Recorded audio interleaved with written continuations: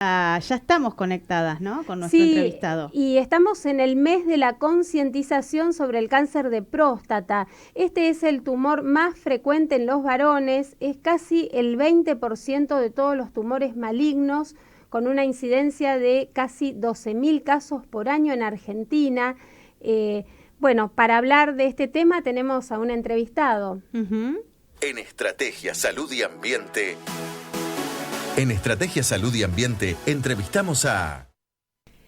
Y en Estrategia Salud y Ambiente entrevistamos al doctor Norberto Bernardo. Él es urólogo desde 2019, es jefe del equipo de servicios en el Centro Argentino de Urología, el CAU.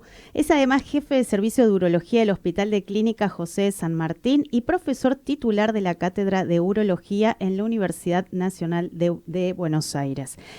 Bueno, y mucho más, pero esto ya es suficiente como una antesala para presentarlo y saludamos al doctor Bernardo. ¿Qué tal, Norberto? Habla Elisa Soto y Gabriela Ensink acá en Estrategia Salud y Ambiente. Buenas tardes, Elisa y Gabriela, ¿cómo están? Un saludo a toda la audiencia. Muchísimas gracias, doctor.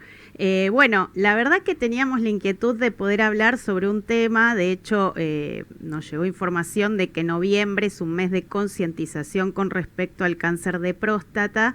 Y bueno, en principio nos gustaría quizá como digamos, un abordaje muy general de qué hablamos cuando hablamos de un cáncer de próstata. En principio, la introducción tuya fue muy eficiente porque creaste conciencia acerca del impacto. Es el más frecuente de los tumores sólidos en el hombre, en la población masculina. Empieza su presentación y debe ser buscado a partir de los 50 años. Y hay que crear conciencia, fundamentalmente porque el diagnóstico precoz de esta enfermedad es lo que permite la curación. Desde que se empezó a hacer una búsqueda precoz de esta enfermedad en base a distintas herramientas, entre ellas un análisis de sangre que mide un nivel de una sustancia que es el antígeno prostático específico en nuestra sangre.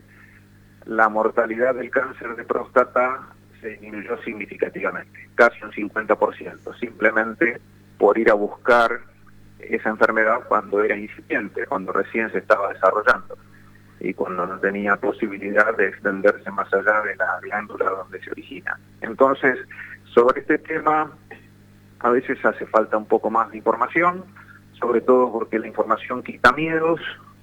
Al quitar miedos, los varones consultan con su urólogo más precozmente y de esa forma tenemos la información oportuna para saber que no hay ningún problema y para saber que si hay un problema, estamos en una oportunidad de que ese problema sea resuelto con la menor modificación de la calidad de vida posible en cada uno de los pacientes.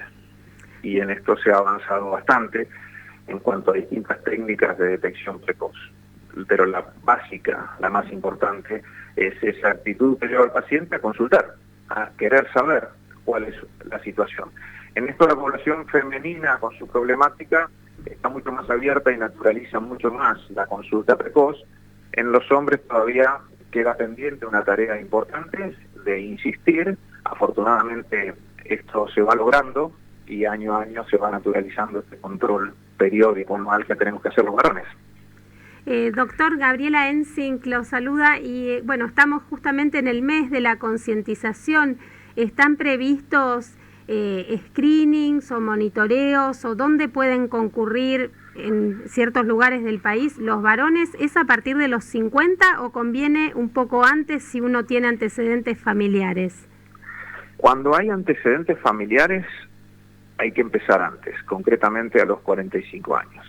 Inclusive cuando hay antecedentes familiares existen posibilidades de investigaciones genéticas donde se investiga si hay algún gen que pudiera estar modificado y que tiene una predilección de incidencia en los pacientes de cáncer de próstata, como los BRCA1 y BRCA2, que en esa población con antecedentes familiares es importante saber si existe alguna alteración, porque allí mirar de cerca permite diagnosticar temprano. Entonces, aquellos pacientes que tienen un padre, un tío, un abuelo con cáncer de próstata, deben comenzar sus controles antes, a los 45 años. Simplemente establecer con su clínico el control, con un análisis de laboratorio y con el urólogo de confianza para que haga el examen correspondiente, y en base a eso saber que las condiciones son normales, y si, como decíamos antes, algo estuviera alterado, se va a poder resolver. Esa población en particular, que se diera antes de los 50 años, a partir de los 45, debe ser particularmente atendida, porque es cierto que a medida que vamos avanzando en años, la incidencia del cáncer de próstata va aumentando, y en los adultos mayores el porcentaje de hallazgo de cáncer de próstata es realmente importante. Sin embargo, en ese momento probablemente no tengan afección, sea un hallazgo, un descubrimiento, cuando no compromete la vida. Las campañas de noviembre son importantes, y estos son globales, no solamente a nivel de Argentina, donde se crea conciencia de asistir tanto a los lugares de la seguridad social, a los lugares públicos y a los lugares privados, donde es un momento del año donde decimos, bueno, me toca el control. Lo pueden hacer en otro momento del año también, pero sí es donde hacemos un fuerte énfasis educativo acerca de la necesidad y la importancia de hacer esos controles. Doctor, hay dos vías, como entiendo yo, ¿no? Para prevenir el cáncer o para hacer una detección precoz. Una es la visita al urólogo, y no sé si estoy diciéndolo conceptualmente de manera correcta, pero es un tacto, entiendo yo, o bueno, una palpación, no sé si estoy acertada. Y otra es un análisis de sangre. ¿En qué se diferencian y cuáles, y si son ambos eficientes como para detectar precozmente el problema? Ambos son complementarios. Bien. Ambos son complementarios. Vamos a abundar un poco en ello. Con respecto al análisis de sangre, se mide el valor de antígeno prostático total en la sangre y también el antígeno prostático libre.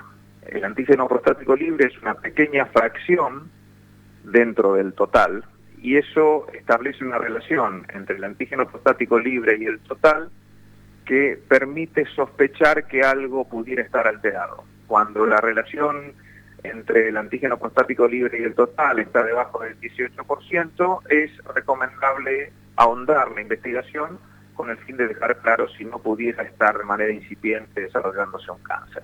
De manera complementaria, el examen del tacto rectal, que es el examen digital de la próstata, permite evaluar el tamaño, cómo es la consistencia, porque pequeños cambios en la consistencia prostática pueden hacer sospechar de la existencia de un cáncer de próstata. ¿Y por qué son complementarios?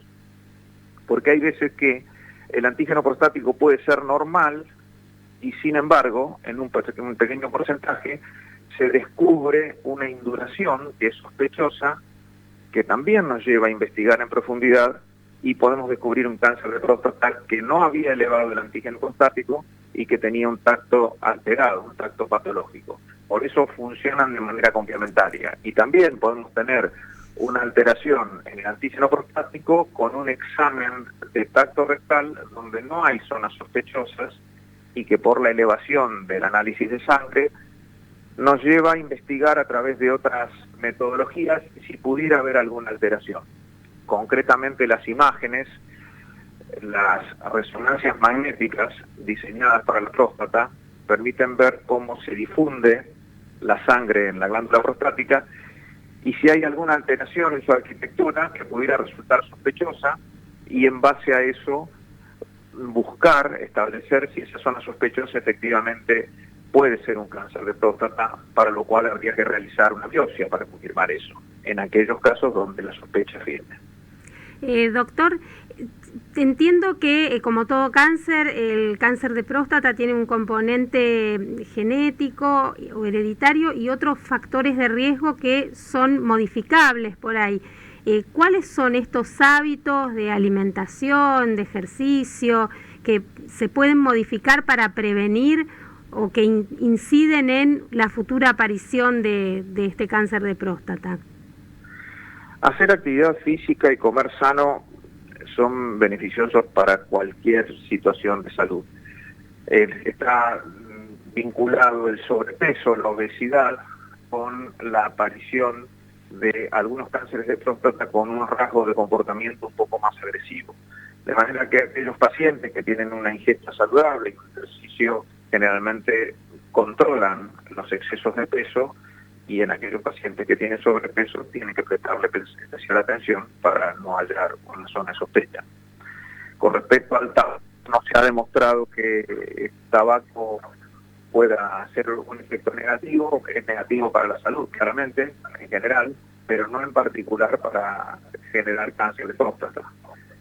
El consumo de vitaminas en algún momento se había pensado que la vitamina E podía ser beneficiosa, y distintos trabajos científicos después demostraron que no había diferencias entre el consumo aumentado o normal de vitamina E con respecto a la prevención del cáncer de próstata. Y del mismo modo, el consumo de selenio, en un momento se especulaba que el selenio, los suplementos de selenio podían ser beneficiosos, y no hubieron trabajos concluyentes. Sí, concretamente se ha visto que el uso de finasteride o dutasteride son dos drogas que inhiben el metabolismo de la testosterona. Disminuye la incidencia levemente de los cánceres de baja agresividad, sin embargo no modifican el tipo de cáncer de próstata más agresivo, considerando que dentro del cáncer de próstata existen tumores de bajo nivel de agresividad, algunos de intermedio nivel y otros de alto nivel. Estos se diagnostican en base a los valores de antígeno prostático, el hallazgo en el tacto rectal y también lo que aparece en la biopsia. La biopsia permite ver tumores que son muy distintos en comportamiento de acuerdo a lo que vemos en el microscopio. Doctor, los controles se recomiendan, como usted señalaba, después de los 50 años, imagino porque el mayor porcentaje de personas que pueden padecerlo tienen de esa edad en adelante, pero también hay casos de personas más jóvenes, hombres, no sé, de 30, 40 años que pueden tenerlo. Después de los 40, no de 30, pero sí después de los 40. Y fundamentalmente estos son los casos más vinculados a la pregunta que me hacían antes de componente hereditario, donde hay alteraciones genéticas que son un factor predisponente. Por eso el universo de control es fundamentalmente a partir de los 50 y con mucha atención en aquellos que tienen antecedentes familiares por el componente hereditario antes. Doctor, ¿y esto es una enfermedad que en general no da síntomas hasta que está en un estado avanzado? ¿O se puede llegar a presumir que existe un cáncer de próstata por algunos signos particulares? Tal cual decías, es un cáncer que de manera inicial no da síntomas, puede dar síntomas cuando ya está avanzado. Pero considerando que la próstata es una glándula que se encarga de fabricar la mayor parte del volumen del semen, esto también genera este agrandamiento benigno de la próstata que se establece gradualmente. Empieza a desarrollarse la hiperplasia prostática benigna a partir de los 40 años, hace que en algunos pacientes ese aumento de tamaño de la glándula genere una alteración, una modificación en la forma de orinar, y que puedan sentir que el chorro miccional no tiene la misma fuerza que tenía antes, que el chorro se prolonga en el tiempo, que puede haber algún goteo al terminar de orinar, que puede haber algún episodio de urgencia, de necesidad imperiosa de orinar, y tal vez empezar a levantarse de noche para orinar.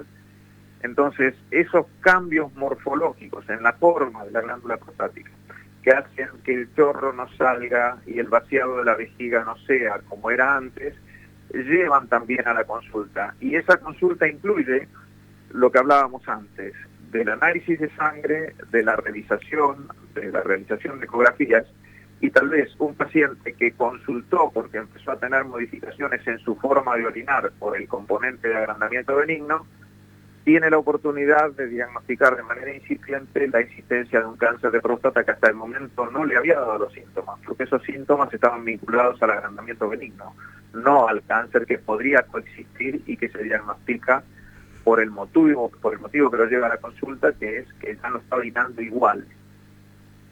Doctor, con respecto a las relaciones sexuales, ¿hay algún tipo de, digamos, de manifestación con respecto a la erección o a la eyaculación precoz que puede también ser un indicador de algún problema vinculado a la próstata?